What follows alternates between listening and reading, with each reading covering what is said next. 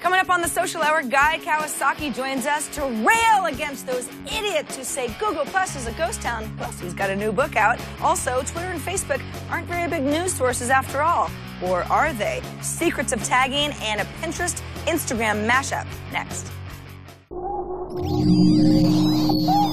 Netcasts you love. From people you trust. This is Twit. Bandwidth for the Social Hour is brought to you by CacheFly at CacheFly.com. This is the Social Hour with Sarah Lane and Amber MacArthur, episode 52, recorded Monday, March 19th, 2012. This episode of the Social Hour is brought to you by Audible. To download a free audiobook of your choice, go to audiblepodcast.com/social hour. Hey everybody, welcome to another episode of the Social Hour from Twit World Headquarters in Petaluma, California. I'm Sarah Lane. And I'm Amber MacArthur in tropical Toronto, Ontario, Canada. We've been having summer-like weather. It's very strange, very nice, but a little bit odd this time of year. Amber, I feel like since we started doing the Social Hour, you and I have talked about how the weather is so weird quite a bit. Yes, we have. Like we're like flip-flopping in terrain. It's just very bizarre, Sarah. I know. You know, I like it in the sense that everybody is out. People are wearing shorts, believe it or not. But at the same time, I keep thinking, maybe this is not such a good thing. Yeah. But hey, gotta enjoy it, I suppose, for now. Virgil says in our chat room, it's patio weather here in Toronto. Patio weather is good. Patio weather That is true. That is true. Speaking of patio weather, we have an honorary Canadian on the line, so we should probably bring him in. If you're wondering who that strange man laughing is, why, it's Guy Kawasaki. Hi. Hi, Guy. You know why it's patio weather in Toronto? It's because your hockey season is almost over. It's true. It's true. Yes, it's coming to an end. Although the Sharks aren't exactly kicking ass either, but whatever. The honorary Canadian hockey. You were making hockey references before the show, and I had to say, what are you talking about? I don't understand the joke. You mean the Petaluma Ducks aren't doing well this year? No, they didn't do so well this year. We'll get them next time. Petaluma Pigeons, maybe. Oh no, that's it. I think Petaluma Chickens would probably be the most appropriate mascot.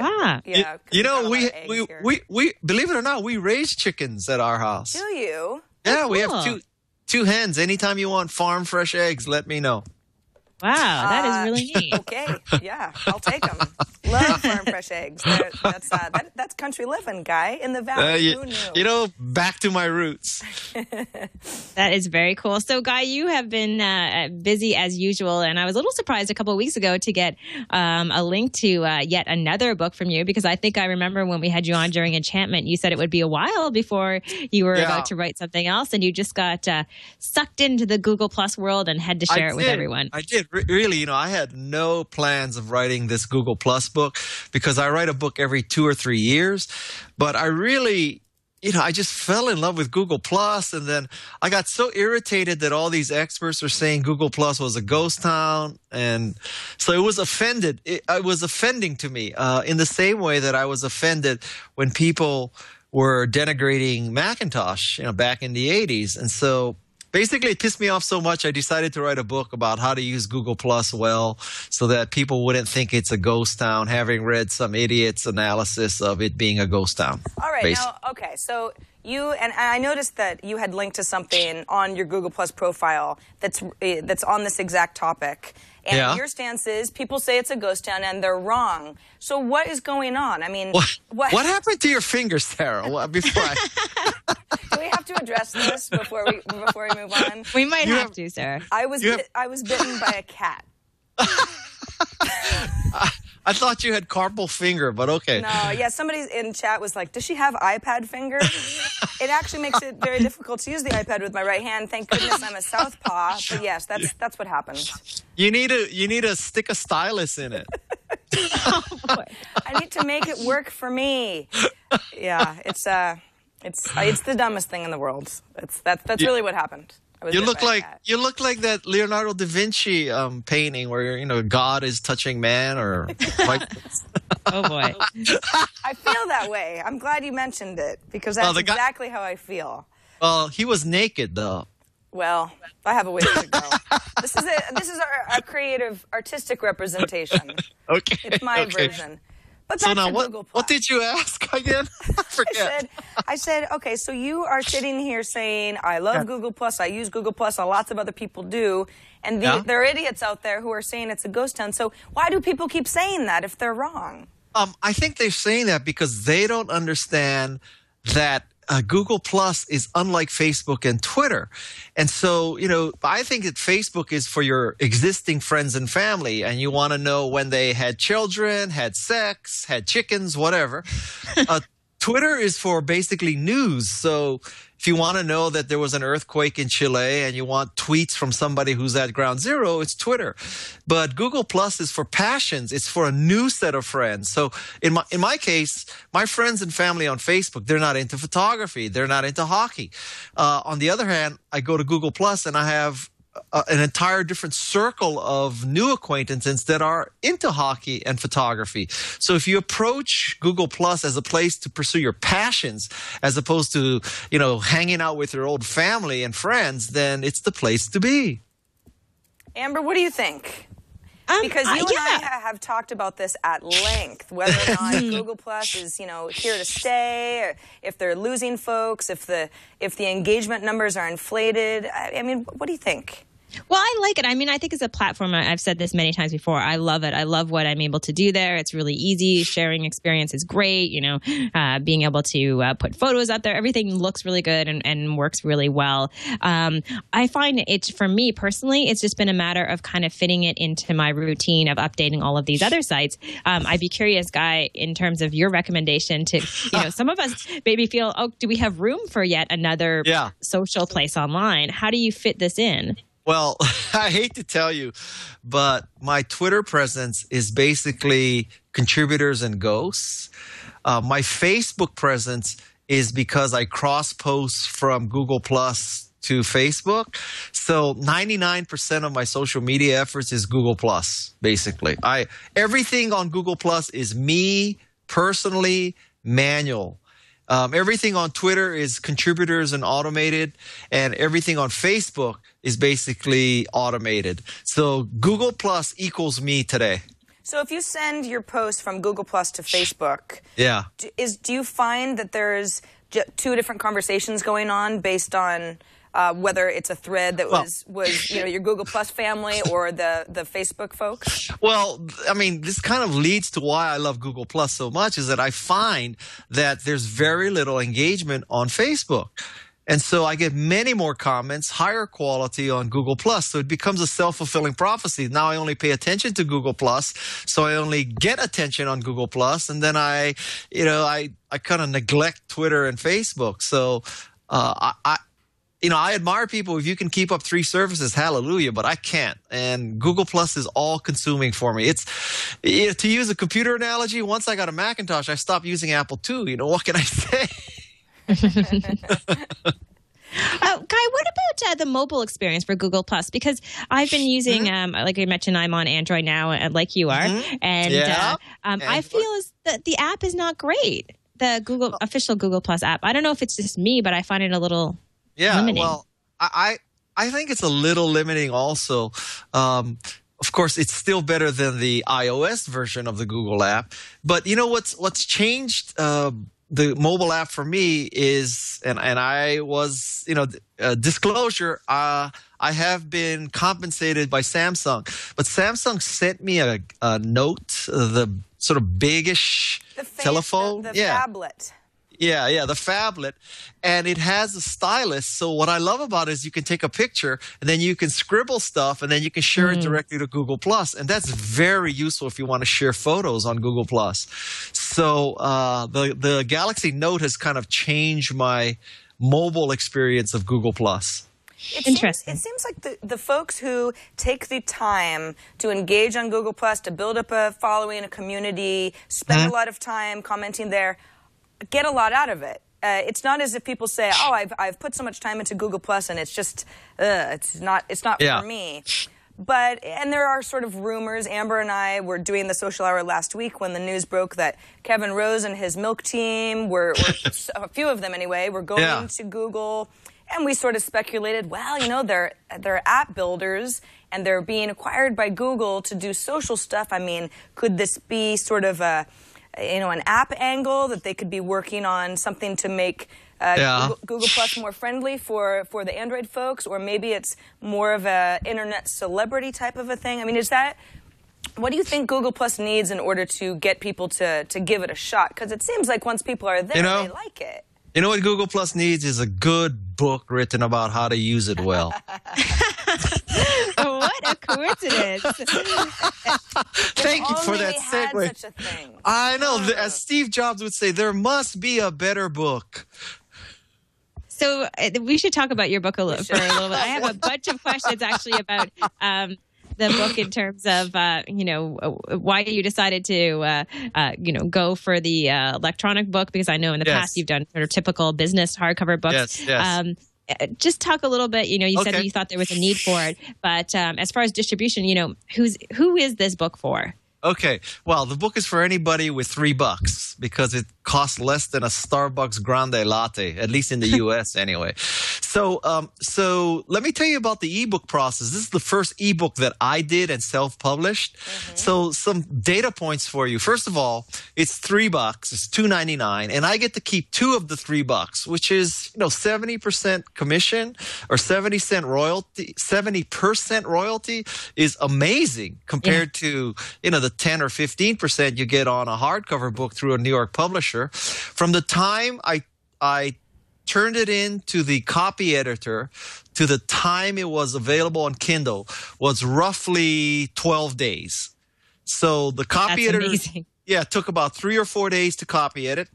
I took a day to approve the copy edits, and then it took about 4 or 5 more days to get it onto Kindle, iBooks, and finally Google Play. So that's remarkable. But what I like most is that I have total flexibility. So believe it or not, I have given away it's a complex question. Samsung has sponsored the book. So via Samsung, I have given away about 5,000 copies. So 5,000 people have downloaded the PDF for free. It's a very interesting thing because at first I thought, well, any New York publisher would tell you, Guy, you're crazy. You've just cannibalized sales. Why would people buy it if they can get it for free? But I've noticed that the more I give away, the more I sell. So I'll just my calculation is if Vic Gandrota is right and there's 100 million people using Google Plus, I will give away the first 1 million copies and then I'll sell the next 99 million copies. That would work. That would work for me. So it sounds a lot like some of the folks in the music industry model that people sampling music leads to more music sales. So it's a little bit of the same model going on. Well, except they don't give away the whole album. I've given away the whole book. So the ebook experience has been wonderful. I did something where I posted a message to my closest 1.1 million friends on Google Plus, and I asked people to volunteer to copy edit and proof it. And so about 250 people agreed. I sent them all the manuscript, which again, a New York publisher would go berserk to think that 250 people got the Word document that was the manuscript. And then about 100 people actually sent the manuscript back with copy edits, and they found hundreds of mistakes and had a good 2 or 3 dozen very good suggestions. So I crowdsourced copy editing too. And so that was cool enough. But then I figured out something. I wish I could tell you I was so smart I knew this in advance. So the next level of goodness of doing that was that, guess what? On the day it was available on Kindle, I told Amazon, listen, I can tell 100 people to go write a review. I don't want you to think I'm stacking the deck or I'm cheating because I'm having all these identities. These are real people who read the book. So if you see a bunch of reviews show up immediately, it's not me cheating. And Amazon said, okay, we'll watch this for you. And so I sent out an email to all 100 people saying, or actually to all 250. I said, listen, you've read the book, obviously. You have the book, so go review it on Kindle. And so now if you look at Kindle or you look at Amazon, you'll see that I have about, I think, 50-something reviews. And of the 50-something, 48 are, how many are, you got it there. There's 56 reviews, right? And 53 are 5-star and 3 are 4-star. The trend is my friend, man. That is those are good numbers. That is phenomenal. So are you feeling that, I know we want to talk about the book, but I'm also curious about the publishing process. Are you sort of excited about this in the sense that you would do another book like this? Listen, if a New York publisher called me up and said, here's $1 million to write a book on paper, I would do it. But as far as everything else about the process, you find a cover designer, you find your copy editor, you find someone to take it from Word to InDesign. I've had to rev the book 3 times because I left people out of the acknowledgments, or I attributed the photo to the wrong person. And so I send an email to my man, Sean, and Sean spits out EPUB, Mobi, and PDF. An hour later, we upload it to Kindle, and we upload it to iBooks, and we upload it to Google Play, and boom, the new version's in. I mean, there's so many advantages, but the greatest advantage really for me was that I can cut deals with Samsung, and I can cut deals with a lot of people saying you're buying a license to give it away. Amber, can you imagine a conversation where you called up your New York publisher and said, well, Samsung wants the electronic rights to 5,000 copies. Let's cut them a deal. They would tell, you know what they would tell you? They would tell you, tell them to go buy it from Amazon. I mean, it's not possible for them to wrap their minds around this. I think it sounds like, Guy, you're obviously not new to the book writing process. You have quite a few books under your belt. In fact, if you just search Audible, for example, we can listen to audio versions of your books. But you know how the publishing process works. So if you were telling me the ebook process is not only a lot simpler, but you can make revisions and you can get the word out, and it's so much easier for people to buy a copy or get a copy. It speaks volumes for the way that the industry is going. But, Sarah, here's the catch, okay? So if you publish your own ebook, you have to come to grips with the fact that you have to be an entrepreneur and you have to be a marketer.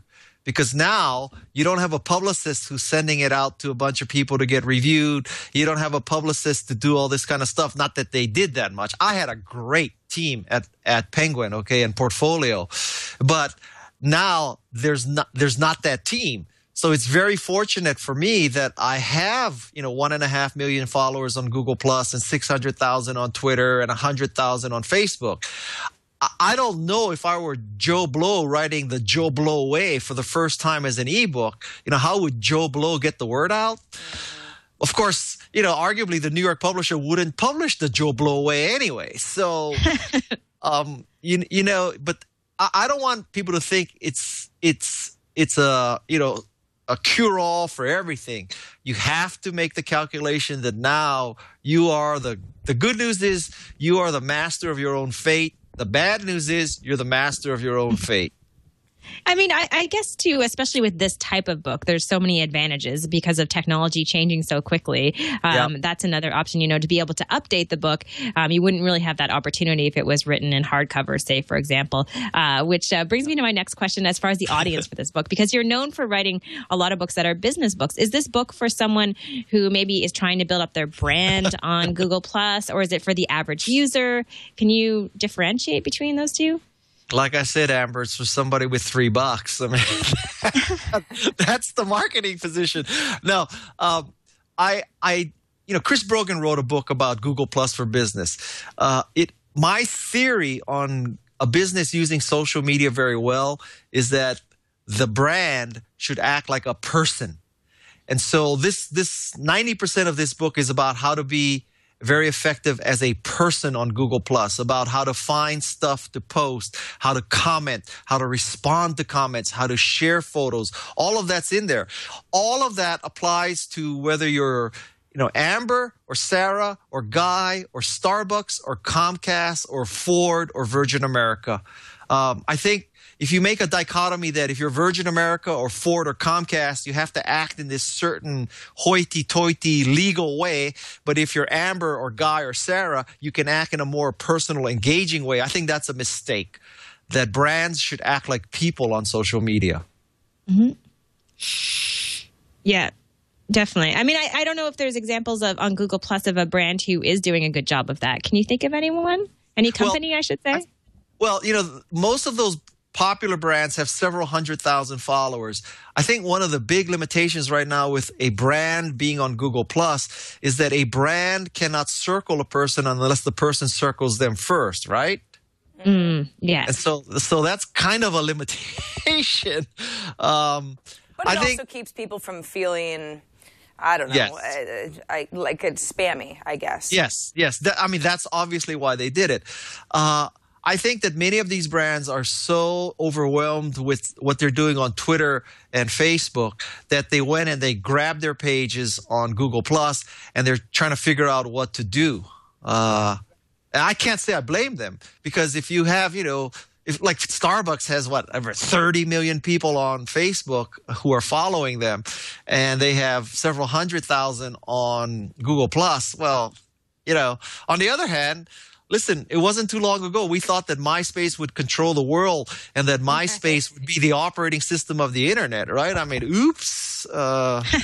I think they're not. The corporations remembering that, to your point, Guy, the idea of it actually kind of reminds me of the Mitt Romney quote that corporations are people, and he got a lot of flack for that. But I think the point he was trying to make is, companies are made up of people and their their personal experiences, and that's one way to look at that.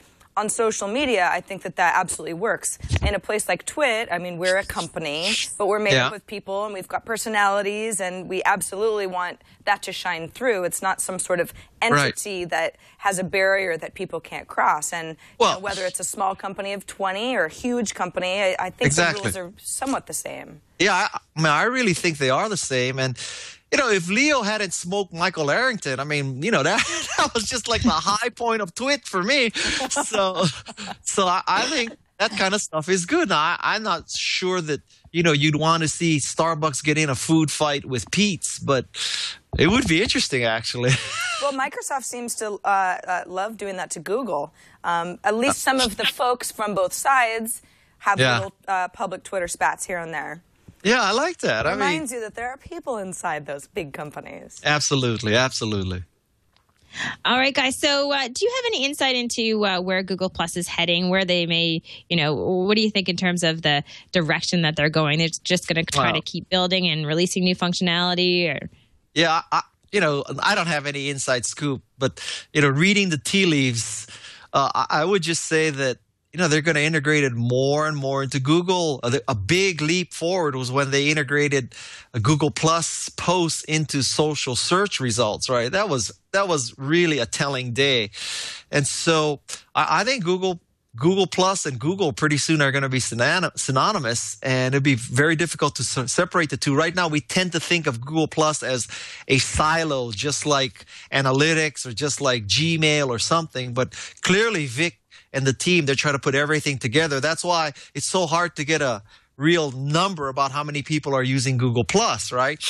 So I think it's going to be totally integrated. And these experts who say that, I'm going to sneak.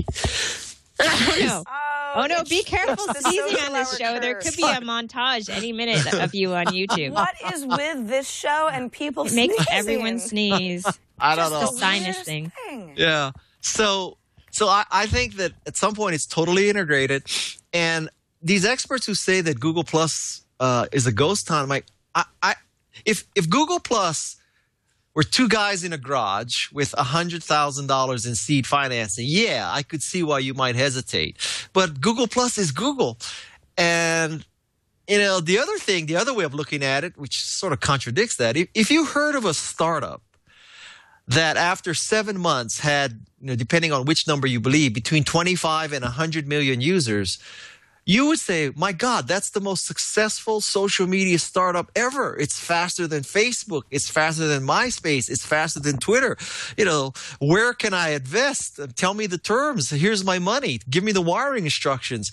But then if you told them, oh, it's Google Plus, they say, it's a ghost town. I don't understand that. And this is like deja vu for me, because in the mid 80s, if you told someone, well, I know of a company that has 5% market share of this huge market, and everybody knows their brand, they would say, what company is that? Sounds like a great company. 5% of a huge number is a huge number. And if you said, well, it's Apple, they would say, Apple's going to die. There's no way. So it's deja vu for me. Guy, do you sit there and watch people buying your book? I mean, is it like the Amazon rankings? I'm really curious because I think of an ebook.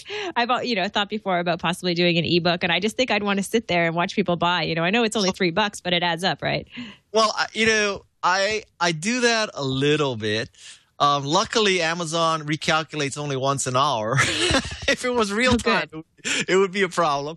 But really, what I watch more is I deploy the free copy via YouSendIt. And so YouSendIt, you can do something like set the time limit for the free download and the quantity of the free download, okay? And so I love to watch that counter go up as people download it. Although it's not money for me because it's free download, but it is fascinating when someone says, here's a free download, and you just watch that number climb. It's amazing. Very cool. So where can people get the book? I bought the URL, the domain, whattheplus.com. So whattheplus.com is where to go. And I bought that link, that URL for $750. The guy who owned it did me a favor. I don't know why he had it, but he sold it to me for it was $750. And I have to agree to meet with him to give him advice. Now, do you bought this from this gentleman after Google Plus had already launched? So he knew that it was possibly a domain he could charge a lot more for? I bought it about a month ago. Oh my gosh! Wow. And so not only did he know about Google Plus, but if he was really following, because I've made no secret I've been writing this book for 3 months, he would have known that my book name was What the Plus. So that's why I think he created it. But yes, he probably could have gotten more for it. But I'm a lucky guy. I mean, I bought Garage.com for $2,500. Wow. So you have you paid $750, and now you have to be like his mentor. That's part of the deal. He calls you up, and you have to say, all right, what's your problem? Let me give you some advice. Well, he hasn't called yet, but I'd be happy to do that. I mean, I think it's good karma. I mean, that's awesome. Listen, he sold it to me for a very reasonable price. He did me a favor. There's no question. So, as Amber knows, when people do me favors, I repay. He does for a long time. So be careful if you do him any favors. No, I'm just kidding. So people can go there. Sorry, go ahead. Lifetime supply of gloves. Exactly. Mittens. Olympic mittens. So people can go there and download the book and let you know what they think on Google Plus. Yes. All right. It's the first time I've seen Kindle iBook and Google Play. It sounds better than Android Market. That's for sure. That's true. Makes sense. All right, gals. All right, thank you so much, Guy. So much. Thank you. As always a pleasure to talk to you. And please come back to the Social Hour soon. And best of luck with What the Plus. All right, and, thanks. It'll be our next book. And take care of your finger there. Thanks. Will do. Bye, right, Guy. Bye. Have a great week. Bye-bye. He is fun, Amber. He's I'm so glad that sweet. you're a friend of Guy's, and you can say, you want to just come on the show? And he goes, yeah, sure. It's always fun to have him on. He's so down to earth and just just absolutely hilarious too. He likes to tease and have a good time, so that's always fun too. Absolutely. And it's really it's sort of two things. It's kind of a relief to hear from somebody, hey, I published an ebook. It was easy. There are a lot of advantages to it. It's something that he, recommends and has only good stuff to say about it. But also, realistically, listen, he's not necessarily saying that everyone should go out and think of ebooks as this next publishing platform that'll make everybody rich. There are a lot of variables that have to be in place, being able to get the word out, already having at least enough of a reputation for people to trust you. I mean, there are certain old school rules that still apply.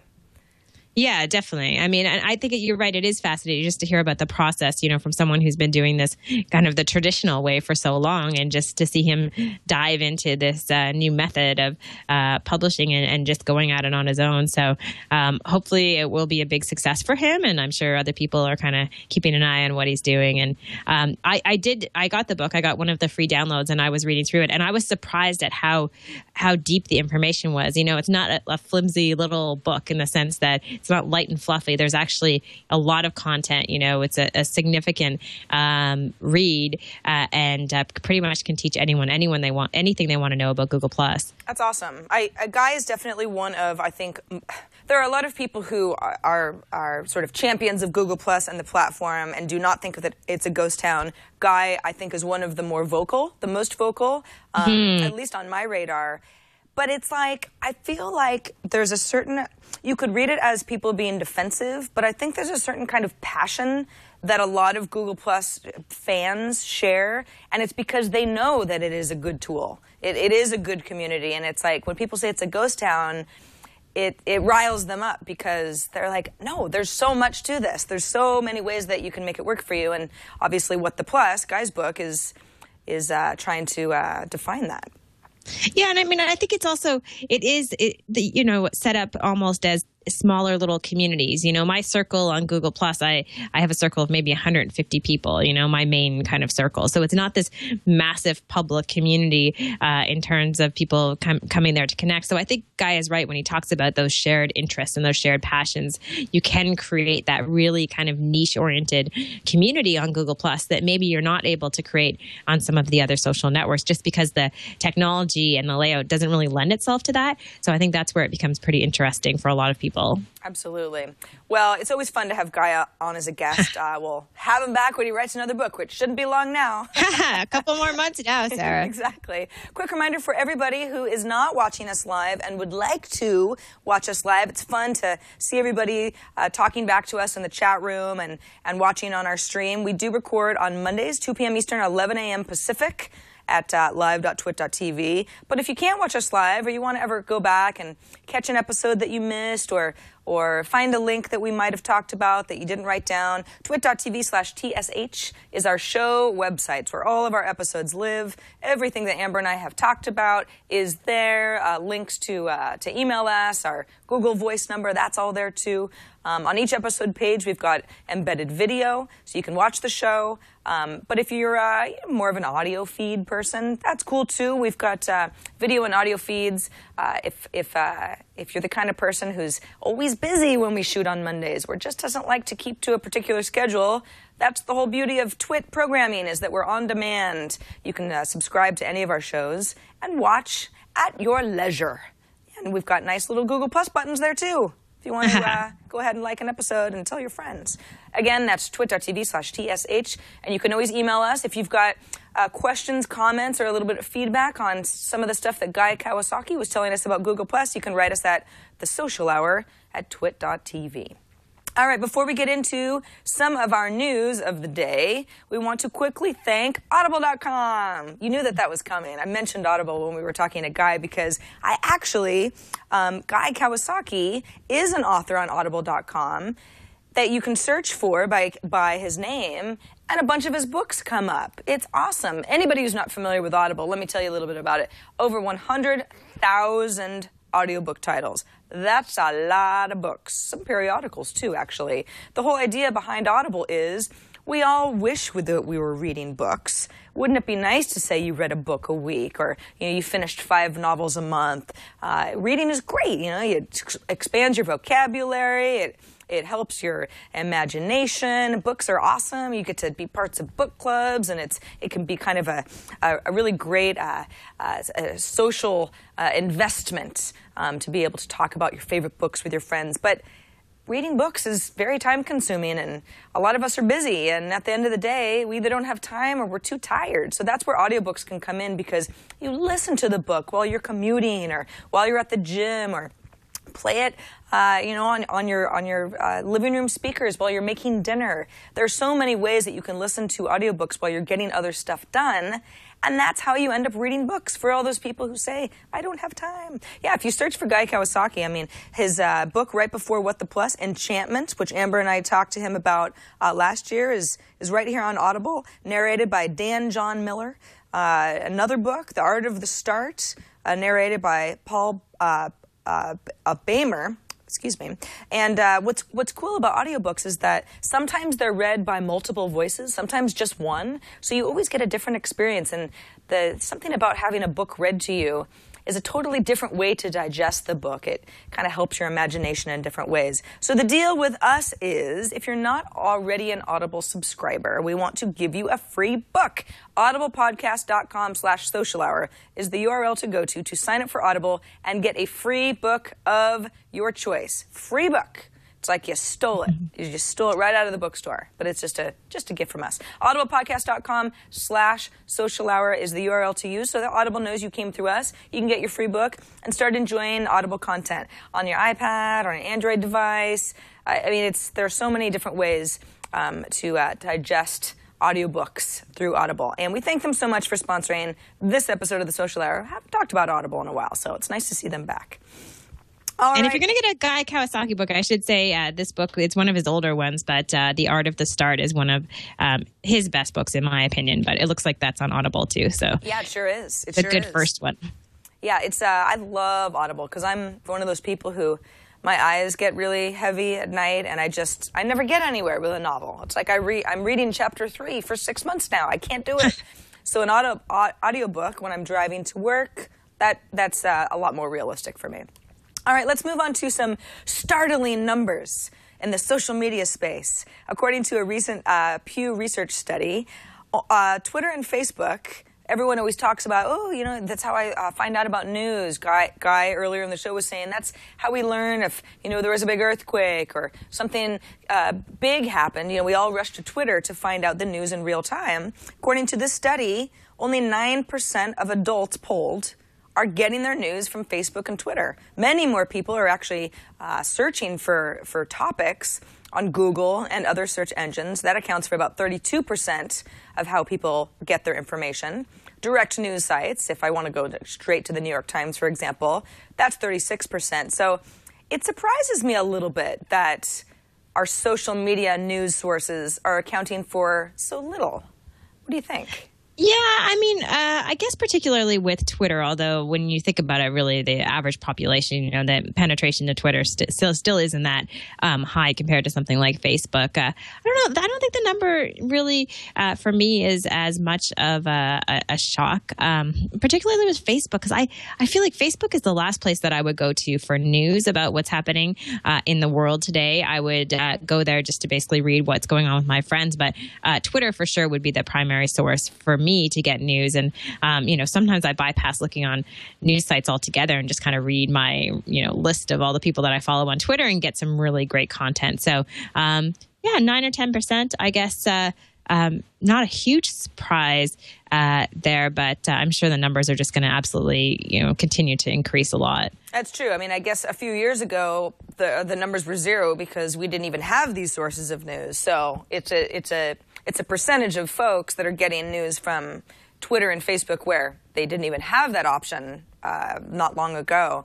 I think it's also, I have noticed that when there's a big event, I'm trying to think of something that's, a huge event that happened recently where I noticed all anybody was talking about was that on Twitter. Actually, I can think of a good example. When Steve Jobs passed away, for a while on Twitter, just because I follow people I have so many similar interests with, that's pretty much all anybody was posting about.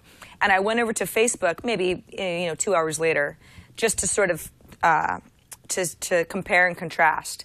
And it's like it wasn't even a top story on Facebook. Yeah. Not that people didn't care.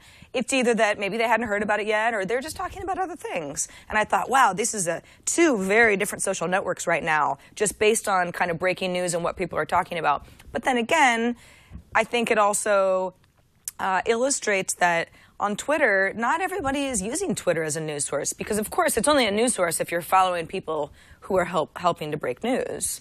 If if I'm just following 6 of my friends who are in my monthly potluck group and we're just sort of talking about what we're talking about and keeping it conversational, then obviously that's not a good news source. So it's what I think the thing with Twitter, too, as far as a news source, is we've seen over the past couple of years how so many news organizations are currently depending on Twitter as one of the primary ways where they're sending out updates and breaking news. Oftentimes it will get out there first before it even makes it to the airwaves of their broadcaster. And, of course, with print, it takes a whole lot longer. So Twitter has become like the perfect tool for them. And I think we're seeing news items really flow so quickly through that environment because it is such a public-facing platform, unlike something like Facebook. Yeah, I agree. Very Agreed. interesting. Yep, social networking and news. There you have it. There you have it. So for our social media tip this week, this is something that Sarah and I have talked about before on the show, Facebook privacy. We both have opinions on privacy on Facebook, how to maintain your network and keep on top of your privacy settings. There was a really good article just posted on Mashable. I particularly like the title because it says, "Don't tag me, bro," how to control Facebook photo tags. But it's actually about more than just that. So we'll put a link in our show notes. And the gist of the article really is understanding how you can manage all of your tags on Facebook by simply going into your account settings, your privacy settings, and to the section called How Tags Work, and really understanding the 5 different categories within How Tags Work. And that's where you can really manage and control a lot of your privacy. So you can tell your friends if, you want to be able to review photos before they're posted out there, before you're tagged in them. Also, if you don't want people to be checking you in on Facebook, all of this is kind of like the heart of your privacy settings right within How Tags Work. So you can walk through the article on Facebook and lots of really helpful information for anyone concerned about privacy. Absolutely. And, a friend of mine recently, he actually, I think he took to Twitter with the question, which was kind of funny. Chad, I don't know if you can pull up my screen, but he said, "What the heck is going on with Facebook photos? I can no longer untag myself." So this is a picture of me and Tom that Trey Ratcliffe actually took. I like this picture, but let's say that I didn't. An easy way to untag yourself, because I haven't set my preferences to make me have to say yes beforehand. People can tag me and then I'll go ahead and untag myself. But up here in this almost invisible little gear guy next to my close button is my drop-down menu, where I've got a bunch of options to add location, change the date if there's a date associated, download, make it my profile picture, or actually, that's weird. It should have an option to remove tag. Oh, maybe I didn't. Maybe I'm not actually. Oh, that's what it is. See, I tagged I actually added this, so I didn't even tag myself. Hold on a second. I'm going to give you a better description here. It is a nice picture, though, Sarah. It's a nice picture, yeah. So this is a different picture of me and some friends at the Crunchies a couple months ago. In this area, if I wanted to report or remove tag, that's where your option is now. Now, if I wanted to report it as, I don't know, something that's inappropriate or that sort of thing, this is how I would do that. I don't actually want to remove this tag, so this is as far as I'll go. But you have the option to remove the tag for a variety of reasons. It's offensive, or it's spammy, or it's not me, or I just want to remove it because I don't want it to show up in pictures that people might search for. But those are the sorts of things where I know that Facebook has more options than ever for you to control how people experience your information, but it's not always totally obvious. So if anyone was wondering, that's how you do it. Good place to dive into it. All right, for our social media spotlight, Sarah, I'm not sure if you've seen this site before, but I know it's been out since last year. I just stumbled across it today. I can't even remember how I found it. I'm always looking for new sites that talk about internet life and social media news. And I was really pleasantly surprised to find the Daily Dot. This is I think they call themselves the internet's community newspaper. Of course, it's in online form, and lots of great articles on this site that have to do with social media. Again, just a nice roundup. I know they have a bunch of different editors that kind of scour through all of the different internet news that is out there. So it's just dailydot.com, and a great resource if you want to know the latest on Twitter, Facebook, YouTube, and other internet-friendly stories. Yeah, I'm actually actually familiar with the Daily Dot because a friend of mine, Owen Thomas, who used to write for Gawker, is the editor over at Daily Dot. Oh, cool. Yeah, so he's so I knew about Daily Dot as soon as he started working there, and it was interesting because it's fairly new. It's less than a year old. What's interesting about them is he was pretty vocal about it, obviously, on his various social networks about why it wasn't just another tech news site. They're much more, and I think it took me a little while reading it to sort of say, oh yeah, Daily Dot is different than, a TechCrunch or a Mashable, because it's less how-to and less kind of insider industry money focused and much more human interest focused. And that doesn't mean it's soft. It's just they seem to have a different spin, much more personality driven. A story about Facebook would be more, a specific story about how George Clooney used Facebook. I'm looking at a picture of George Clooney now, so that's who came to mind. And it's kind of hard to describe, but you definitely do notice it when you start to poke around the site a bit. That it's a refreshing, different take. Yeah, it is a different take. So, a nice option for someone who wants to kind of get outside of maybe the Mashable world. We get so stuck in going to the same news sites all the time when we're interested in social media and internet news. So this is a great alternative. I've enjoyed just kind of scanning through it to find those stories, like you said, Sarah, that have that more human element to them. And, it's not necessarily about branding, but it is about people. So that type of content exists on Daily Dot. So that is our spotlight for this week. Yep, dailydot.com. It's a good one. I noticed, it was even earlier this morning, that somebody is using their Facebook timeline, a brand, we talked about brands earlier in the show, really well. Not Google+, although they might be on Google+ too, but it's on Facebook. It's the Sierra Club. Anybody who's familiar with the Sierra Club, obviously, environmental activism and conservation group, started by John Muir way back when. And the Sierra Club has a lot of fans on Facebook, but what they've done with their Facebook timeline, because the timeline is very date-based, Chad, if you click way back to 1800, you can see can you see the dates over, do you have to be logged in?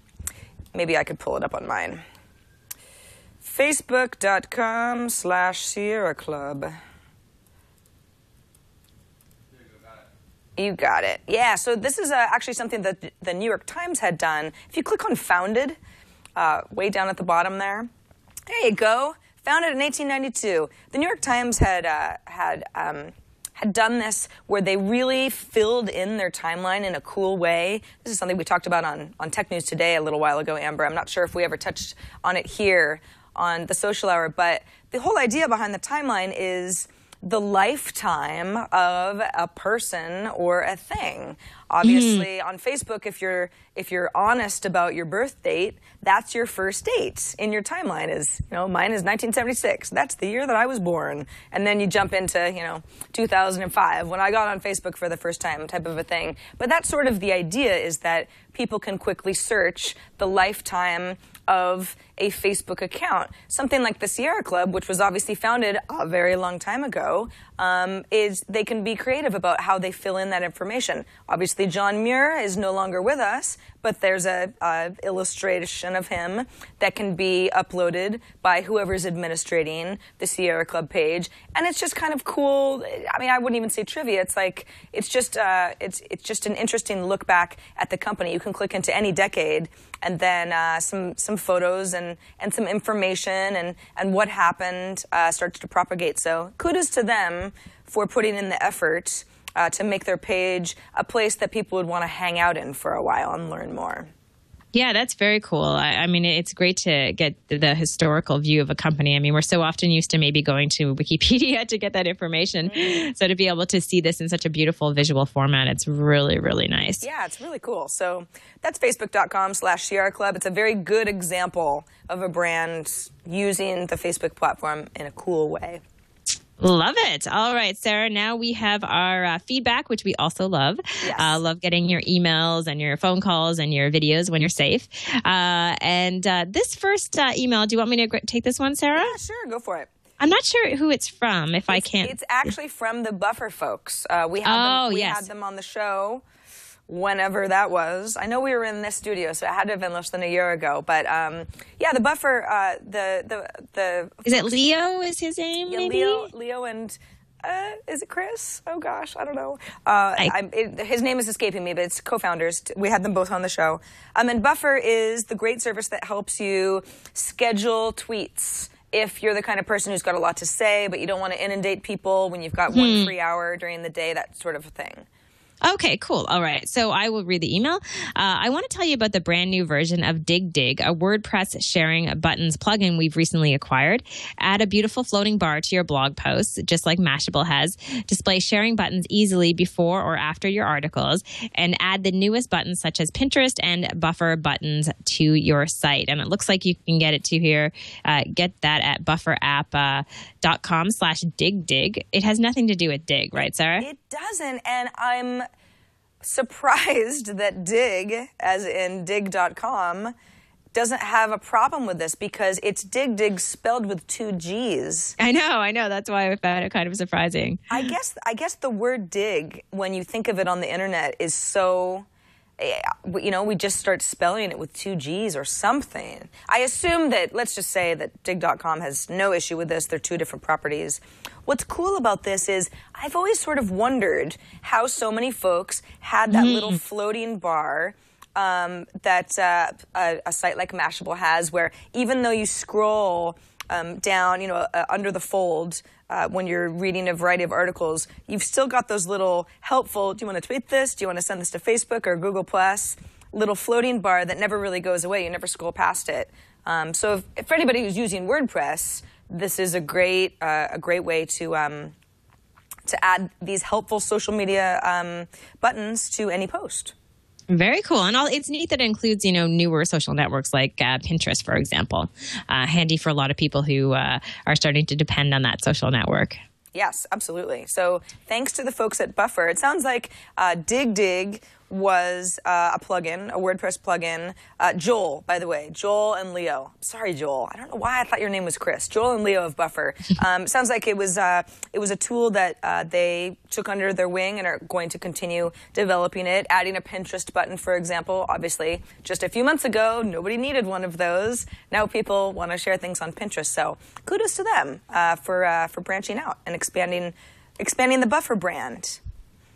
Very cool. All right, Sarah, we had so much fun last week when we were talking about Meme of the Week. I've decided to use that again instead of Tweet of the Week, but we'll get back to the tweet eventually when there's something worth talking about. However, the Meme of the Week for this week has to be a McDonald's social media fiasco. Once again, they have screwed up in the social world this time around. The problem was they tried to create a meme, and that can never be a good thing. It's like trying to create a viral video. It never goes over so well. They came up with the hashtag shamrocking. They were introducing their new, it's a green milkshake in honor of St. Paddy's Day. They wanted people to shoot videos of themselves dancing with their green milkshake, and that would be called shamrocking.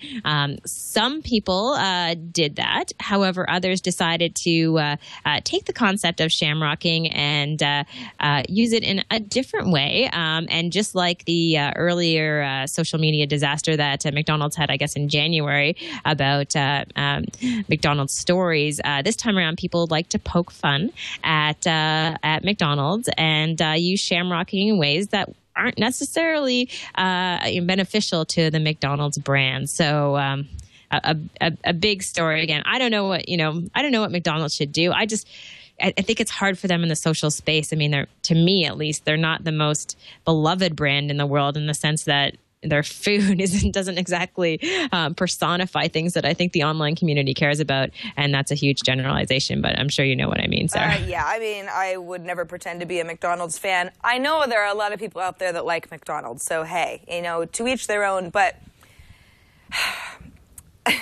without even, this story is somewhat new to me, Amber, because I do try to keep McDonald's out of my life as much as possible. The idea that McDonald's has a green milkshake and is asking people to upload videos about their love for this shamrock shake, it's just asking for trouble. I mean, how is anybody going to take this experiment seriously and give McDonald's the kind of material that they're looking for. You know, you're not going to get people say, I really love it. It's so good. Oh, it's really so refreshing on St. Patrick's Day. It's like, no, you're going to get a lot of people making fun of you because you're a big brand and you've got a green milkshake. Yeah, no, exactly. And I mean, I think that's the issue. You know, you look at McDonald's and you look at how they've been the center of controversy in many documentaries, for example, on the food industry and how they make their food, everything from chicken nuggets, and the list of things goes on and on. So this, like I said, I think the social space is very, very hard for them, and rightfully so, in the sense that people are critical of brands in the social space many times, and this is no exception. Yeah, exactly. For all those of you in the chat room saying, oh, we won't be able to have McDonald's as a sponsor now, I don't think we needed to worry about that. McDonald's isn't exactly, knocking down Twit's door, at least not yet. And if they do, I will try to love one of their salads. There's just nothing I can eat at McDonald's. That's why I don't like McDonald's. They don't really have the kind of food that I like. Although, Amber, I will say that I do have some friends who talk about how good these Shamrock shakes are. So maybe they're not uploading videos, but they are catching on, at least in some circles. Yeah, I mean, they could be good, just, what's in them.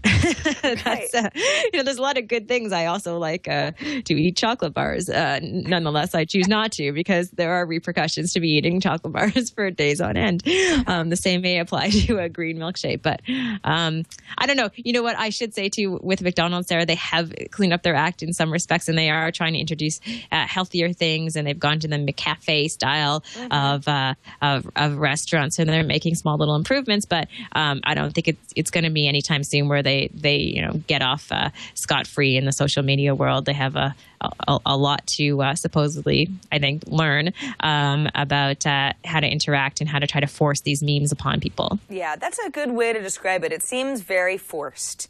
It's like, it's not as if you're a large brand and you're trying to, I don't know, put a modern spin on the company that social media isn't a place for you. It's that sort of, McDonald's, this is so forced. I'm going to try to, hack this competition of yours. That's the sort of thing that I think people can really pick up on when brands just get it wrong. You sort of wonder, well, who are their social media experts? I'd love to know. I mean, in all honesty, I'd love to talk to the McDonald's social people because I'm sure they have a lot of good ideas. But again, you're talking about an older brand, and it doesn't always work. We try to bring it into 2012. And look at what's happening on the web today. One of the big trends for 2012 in social media definitely is social media for social good in the social media space. We've seen brands like Chipotle, the fast food Mexican chain, go off and create that amazing video called Back to the Start with Willie Nelson supporting sustainable farming. These are the type of things that work really well in the social space. These are the type of things I think that, a younger generation, a generation that is digitally savvy, that they care about, right? So, more of that kind of stuff from McDonald's might work. You have Chipotle, talking about getting back to the farm and buying local foods. And then you have people dancing around drinking green milkshakes and doing leprechaun dances. Like, are they, I don't know which one's going to appeal to a smart social audience. Yeah, that Chipotle commercial is one of, it's a very good, it's well done. The song is great. Willie Nelson obviously has such an iconic voice. For anybody who's unfamiliar, it's on YouTube. It's the Chipotle. I don't know. I guess if you just search for Chipotle, it would probably come right up. But that commercial is such a good example and a rare one of a company with a well-known brand putting out something where I remember, because you don't know who the brand is until the very end. And it's kind of a long, 2-minute or so song and video. And at the end, it's sort of like, wow, really? Huh. Instead of saying, oh, gosh, McDonald's is behind this, please. I actually sat there thinking, I wonder what Chipotle is doing differently, because they really kind of got me. They made me sit up and listen. I felt that it was authentic. I agree. I totally agree. Not, but, to what extent, not exactly sure, but definitely got the point across. Agree. All right. So quickly before Amber's Rat or Fat, I want to remind you guys how you can get a hold of us because we love all of your questions and your comments and your feedback. They help make our show better. So the social hour at twit.tv is how you can email us. You can leave us a voicemail at 2626-SOCIAL. That's 2626-SOCIAL. Or you can always record a video. And you know what? We haven't gotten any videos in a while. So anybody who's out there, please send us a video because we'd like to see your face smiling back at us or frowning or just or just ambivalent. That's fine too. But anything, if you're feeling brave, record yourself asking a question or a tip. What's your favorite social media site? Any of that stuff, we'll take it. Just upload it somewhere and send us the link. No downloads, please. All right, Amber, time for Rat or Fad. All right, Rat or Fad. So this one is from Daily Dot, our social spotlight for the week. I stumbled across an article on Daily Dot about a magazine called Pinned Monthly. The idea being that Pinned Monthly, it's actually a website, but they are producing a magazine, an actual print magazine. They're hoping to cash in on the popularity of Pinterest, of course, and all the wonderful images that are shared and presented there. Now, the magazine is a little bit costly. It looks like they're charging about $89 for the actual print version. You can get a digital version for $29. Now, the proceeds will be donated to Room to Read, Read's Girls Education Program. Don't know a lot about that, but that sounds like a good thing. However, at first when I read this, Sarah, I thought, is this a joke? And I'm still not 100% sure in the sense that Pinterest in print form just seems to me to be, a really long-winded way to get that content into people's hands when it's so easy to access on the web. Yeah, I don't know how I feel about this either, especially since some of it isn't, it doesn't seem like the cheapest thing in the world. Is it a joke? No. It's probably, I guess there are so many people on Pinterest. I was about to say women, and then I caught myself because I know it's not just women, although there's a high level of, engaged women on Pinterest. A lot of people who share stuff that is so artistic and, for example, if you were remodeling your living room, it's like every once in a while I'll stumble onto somebody's Pinterest folder for like a redecorating project, and it's like, wow, that's really cool. There's a lot of like visually spectacular things to look at. I guess in that form, that could be cool. I know that once somebody gave me a photo book. It was something that you could just print through iPhoto of just a bunch. It was like a memory type thing, and I loved that. It was such a nice gift because it was just all these photos that were digital photos that I usually don't see printed anywhere. So in that sense, that could be, if there was something on Pinterest that really, really appealed to you in a coffee table book way, I guess it would work. I don't think it's for me, though. Yeah, I don't know. I guess the good thing is that they are giving people credit who share their photos on Pinterest. So they are making sure to get approval on putting those photos into print. The digital magazine seems much more attractive to me than the actual print magazine. So I don't know. I have to put it in the category kind of fad. I hope they do well with the on the digital side, but I just think on the printed side, it just I don't know. It seems a little dated to be putting some of this stuff into print. Yeah, and almost like you're appealing to people who Pinterest is the whole idea. The whole point of Pinterest is like, hey, it's sort of a social scrapbooking type of a thing, but it's so much easier because you're doing it online, and it's all the modern tools that we all have now that we didn't used to have. So you don't have to pin stuff on a corkboard anymore. So printing into actual print does seem a little backward thinking, but hey, who am I to judge? There are probably a lot of people on Pinterest who love this idea. And if you do, let us know why we are crazy. Amber, we usually just have one Rat or Fad, but since I knew that you were going to talk about something Pinterest related today, we did get an email from Andy who said that he knows we're both into Instagram, and we've talked a lot about Pinterest lately, which is true. His friend has a daily newsletter, and in the latest edition, his friend turned Andy onto a mashup called Pingram. So it's Instagram and Pinterest together. What it does is it takes your Instagram account and makes everything visible in a Pinterest-style layout, which is great if you're not completely bored of that design concept already, says Andy. I like this. This is actually my account. I went ahead and created one. So the deal is that this is actually not Pinterest at all. Even though it looks like Pinterest, this is just my Instagram account. However, it's in Pinterest format, and I do have a handy-dandy way to share something to Pinterest itself. If for some reason that picture I took of Austin, Texas, I thought would be, great in my cityscapes folder or whatever, something on Pinterest that I thought people would get out of it, I could go ahead and share it that way. I really like this. I think that Pingram is certainly not the first Instagram alternative. There are a lot of these. Because Instagram doesn't really have its own web-based layout that is awesome yet. They just have permalinks for photos. That was us playing Dance Central. That was a fun day.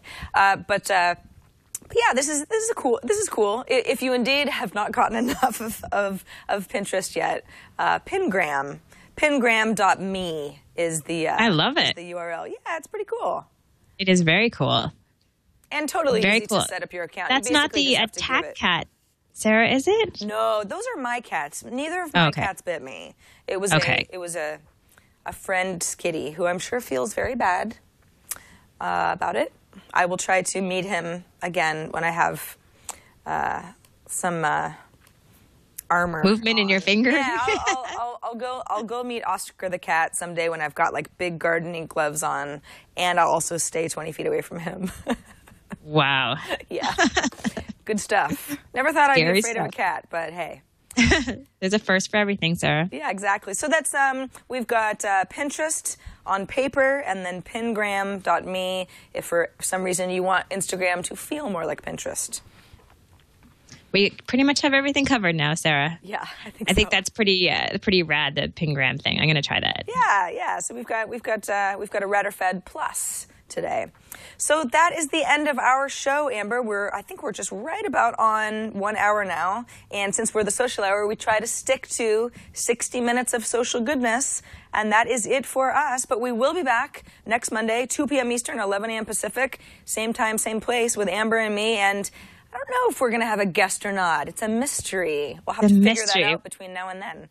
We'll see what happens this week, Sarah. Maybe there is something that will warrant an amazing guest. Oh, Yes. I'm still trying to get Zay Frank, but I don't know what's going on. I haven't heard anything, so I'll keep harassing him. Please do. Please keep harassing him. Too much because- success on Kickstarter, I guess. Exactly. Yeah, I have a feeling we're not the only people knocking on his door asking to hear more about his fun show coming up. Yeah. But hopefully he'll answer us. And also, I already asked him, Kevin Rose, because obviously he has a very sort of vague and intriguing new position at Google. I asked him to be on our show on Friday before I knew he was going to Google. I just knew that Oink was shutting down, and he was very vague about why he couldn't.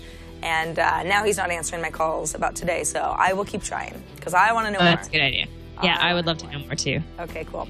All right, well, until next week, have a great week, all. Thanks for joining us on the Social Hour, and we'll see you on the next episode, episode 53. Bye. See you soon. Bye.